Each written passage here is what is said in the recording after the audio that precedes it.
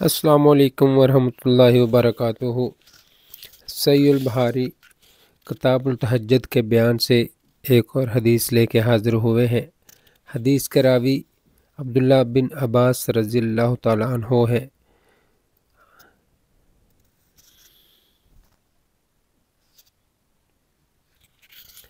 نبی رحمت صلی اللہ علیہ وسلم جب رات میں تہجد کے لیے کھڑے ہوتے تو یہ دعا پڑھتے، جس کا ترجمہ یہ ہے۔ آپ اگر عربی پڑھنا چاہیں تو حدیث کا حوالہ نیچے دیا گیا ہے، آپ پڑھ سکتے ہیں۔ اے میرے اللہ، ہر طرح کی تعریف تیرے ہی لیے زیبا ہے۔ تو آسمان اور زمین اور ان میں رہنے والی تمام مخلوق کا سنبھالنے والا ہے، اور حمد تمام کی تمام بس تیرے ہی لیے مناسب ہے۔ آسمان اور زمین اور ان کی تمام مخلوقات پر حکومت صرف تیرے ہی لیے ہے، اور تعریف تیرے ہی لیے ہے۔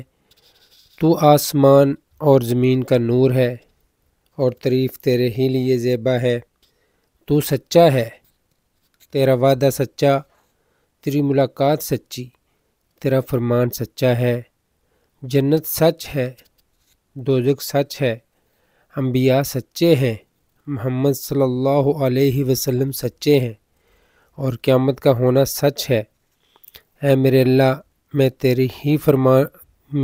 ہی فرما بردار ہوں، اور تجھ پر ایمان رکھتا ہوں، تجھ پر بھروسہ ہے، تیری ہی طرف رجوع کرتا ہوں، تیرے ہی عطا کیے ہوئے دلائل کے ذریعے بحث کرتا ہوں، اور تجھی کو حکم بناتا ہوں۔